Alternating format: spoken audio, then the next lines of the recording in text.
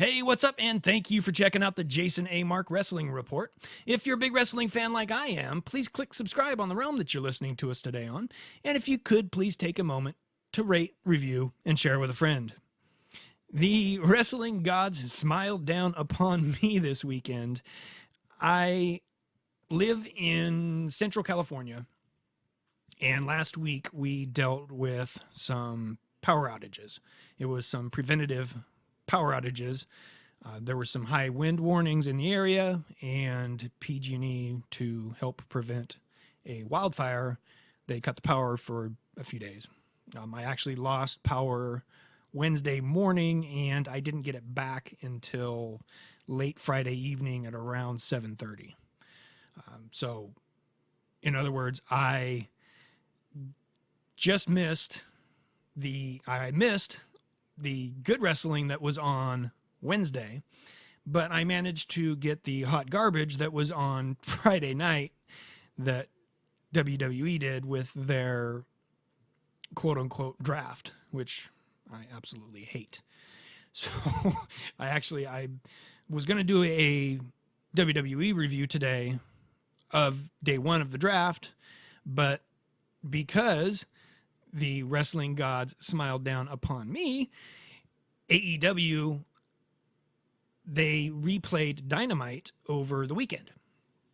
So I actually got to see episode 2, which aired originally on October the 9th, 2019. So I got to see the good stuff on Wednesday. I'm very happy about that. It kind of cleansed my system of what I watched on Friday. So I will eventually do a review of WWE's draft. I'm going to wait until they finish it up tonight, though. And I'm assuming that tonight's the last night of it. I hope tonight's the last night of it. I'm going to watch the Monday Night Football game and then zap through it once, because I actually get the East Coast feed on Monday night, but Friday night I'm on the West Coast, so I don't get it until 8 o'clock, where I get the East Coast feed of Monday Night Raw. So anyhow, I'm really, really glad that I got to see this episode of AEW Dynamite, because it was just a really fun night. And I hadn't seen really much in terms of any kind of spoilers during the week, because I figured that eventually I'd probably be able to find it, or at least would get to see. I figured it would be on demand or something by then, and I didn't really want to get any spoilers. The Young Bucks match, I did see the winner of that, but that was kind of hard to avoid. So, and speaking of, the night kicked off with the Young Bucks taking on Private Party, which was the first match of the first round of the AEW Tag Team Championship Tournament. The Young Bucks were the 1 seed, they said, before the match, and Private Party, Isaiah Cassidy and Mark Quinn, were the number 8 seed. So this was the top seed versus the bottom seed. The match started out really, it was a bit of foreshadowing, as it looked early on like Private Party was just going to jump on him and come out there. Started out as just a house of fire out there. He was flipping around all over the ring. He did a Fosbury flop, like over the top rope, and flipped over backwards to Nick on the outside of the ring, and he threw him into the ring, and he dropped a 450 on him, a 450 splash off the top rope. And I thought that was it. I thought it was going to be 1, 2, 3, bing, bing, bing, call it a win. And that was the big upset. But they had the kick out. Matt Jackson, then he grabs Isaiah Cassidy, and he's got him in, he's got him like basically sitting on his shoulders, and he runs him up the ramp, and he power bombs him down onto the middle of the ramp. And so he takes out Cassidy fairly early. The Young Bucks kind of took over the match from there. They did a really cool combo where they did, like, it was sliced bread number 2, while delivering a power bomb. So it was really cool, like combo moves, just classic tag team stuff. The Young Bucks, as Isaiah Cassidy was still up on dealing with having his back slammed onto the ramp, the Young Bucks took advantage and had Mark Quinn in the ring, and they were doing some good double work on him. They were basically beating the hell out of him. They finally get the hot tag. Mark Quinn finally gets the hot tag to Isaiah Cassidy, who tries to come in and clean house, but he's still grabbing onto the back and still feeling the damages from being slammed onto the ramp. And the Young Bucks take advantage of that, and they attack the back. And so the Bucks basically take back over the match. They really dominated most of this match. It looked like they were going to win it. There was a really cool moment in the match where Private Party got back some of the momentum, and it was a reverse Hurricane Rana on to Matt Jackson by Isaiah Cassidy, and then Mark Quinn runs up to the turnbuckle where Nick Jackson is sitting up on top of the top turnbuckle, and he gives Jackson a Hurricane Rana and flings him towards Isaiah Cassidy, who hits a stunner. It's just a really cool combo. They called it the gin and juice. It was kind of fun to hear Jim Ross say gin and juice. So they call it gin and juice. I love that, the name of their, I guess that's their finisher. Mark Quinn then hits an absolutely unbelievable shooting star press. And he flew probably 10 feet in the air. I mean, it was beautiful. He's unbelievably athletic. Mark Quinn is. They're both super athletic, but Mark Quinn especially is. He's pretty amazing in that ring. He does some stuff. There's a pretty cool reversal by Matt Jackson on Mark Quinn, where he kind of basically picks him up and pops him into position in the pile driver position to hit the best Meltzer driver ever. Nick Jackson is on the apron and he's setting up for it, but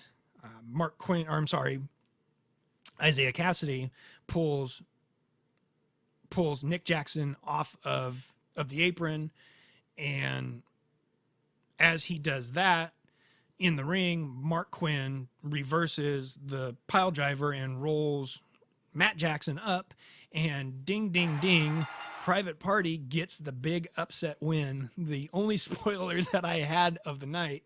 And it was such a good match that it didn't matter that I knew that at the end they won it, because when they won it, it was so fast and it just happened. And it was an awesome match. I thought early on that Private Party was just going to win it because I'd heard that they won it. And when he hit that 450, I thought that was it. I thought that was it. And then the Young Bucks started to take over the match, and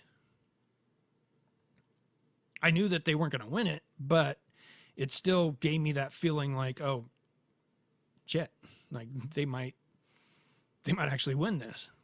Like, how is that possible? And then eventually Private Party gets the big reversal on their finisher too, and they got the big upset win. I thought it was very cool stuff. I really like Private Party. I think Mark Quinn is pretty fun to watch. Isaiah Cassidy ain't no slouch himself, but Mark Quinn's the things that he does athletically are pretty amazing in that ring. Le Champion, Chris Jericho, came out and he introduced his new faction, Inner Circle, to us. The faction consists of Sammy Guevara. It was a group that attacked at the end of episode 1. So Sammy Guevara, Santana, Ortiz, Jericho, and Jake Hager. during the promo, there was a really, really funny moment that I just loved.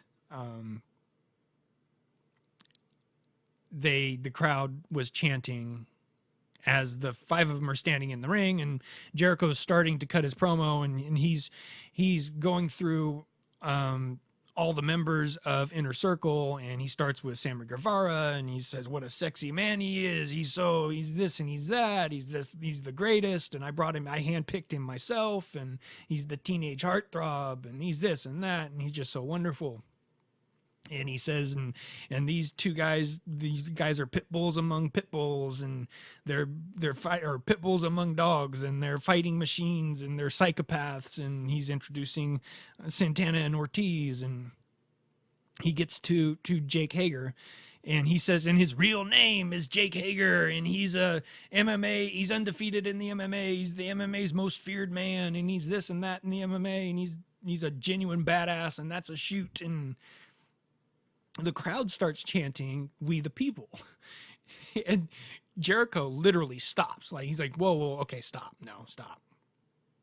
And he says, okay, look, we the people suck. He says, we the people sucks, and it's dead and buried.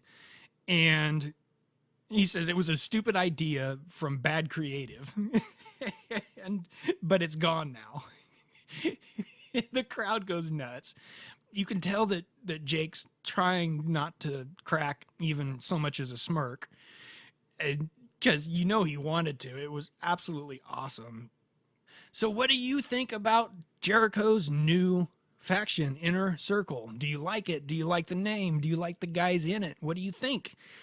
I want you to tell me what you think about it at 209-418-9307. That is the text and voicemail line for the show. Again, 209-418-9307. I want to hear from you. The main event of the evening saw the Natural Dustin Rhodes teaming up with Adam Hangman Page to take on the newly formed Inner Circle, Sammy Guevara and Chris Jericho, who came out with Jake Hager looking badass. I liked that he was in street clothes. He didn't come out in his wrestling gear, which we still haven't seen his wrestling gear because he's still not been scheduled for a match, which I really like that. Speaking of things that I really liked that Sammy Guevara didn't come out with that stupid fucking panda head on. That was a major improvement, because I really like Sammy Guevara. I think he's really good in the ring, and he's got that look about him where he just looks like an arrogant little puke, and you just want to see him get his ass kicked. And I really like that too. It's good stuff. And it's something that comes natural to him too. It's just a look that he has about him. I don't know if it's because he's so young and he just comes off as cocky, and I don't know, but it works, and he's a great heel, and he's really, really, really good in the ring. And I really look forward to watching him get better in the ring, because again, dude's 20 years old. He's certainly not going to get any worse in the ring, I can tell you that.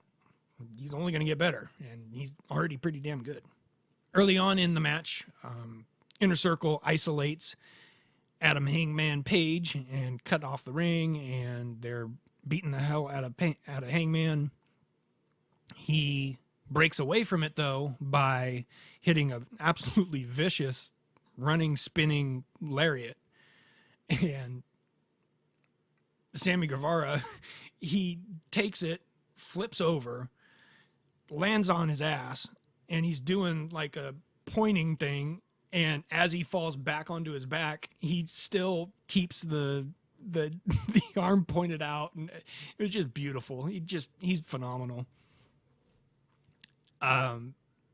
The hot tag finally gets made to Dustin. He's looking to clean house, but just as he's starting to get the momentum for his team, Sammy Guevara grabs the ref, and he's distracting the ref, and Jake Hager comes running in. He gives Dustin a running lariat, and down goes Dustin. Jake runs just as quickly as he runs into the ring. He runs out of the ring, and Chris Jericho, as Dustin is stumbling to his feet, Chris Jericho takes advantage and he lines him up for the Judas effect, which he hits, and bing, bing, bing, ring the bell. La Champion Chris Jericho pins Dustin for the win, gets the win for his team. After the match, the 3 members of Inner Circle that are ringside and in ring then start beating on Dustin Rhodes. They're getting their hands raised and they turn their attention to Dustin. At that point, Adam Page tries to run in and make the save, and as he does, though, he gets hit with a running lariat by Jake Hager. Flips out of the ring. Jake chases him out of the ring. As he does, Adam Page throws a chair at Jake Hager and hits Jake in the face. They then fight their way up the ramp or to the side of the ramp to the backstage. And so Dustin and Sammy Guevara and Chris Jericho are left in the ring. So Guevara and Jericho are taking it to Dustin Rhodes when the lights go out. Lights come back on, and Dustin's brother, Cody, is standing in the ring looking like a badass in his suit. I love it. He's taken off his cufflinks, and he's kind of rolling up his sleeves, and he takes off his tie, and he's standing toe-to-toe with Jericho. And from behind, of course, Santana and Ortiz then attack Cody. And then they're beating the hell out of Cody. They're beating the hell out of Dustin. They're tie and come up for the big save. So he comes out with a chair in hand. He comes running out. He is standing in the ring and he's kind of lunging at both Santana and Ortiz. And Cody is on his knees, still being choked by Jericho with his own tie. And Jericho's holding Cody up for MJF to hit him with the chair. And MJF kind of looks and looks and looks, and he's thinking about it. And finally, he doesn't do it, and he attacks Inner Circle instead. He hits Santana and Ortiz, and then he takes the chair to Jericho.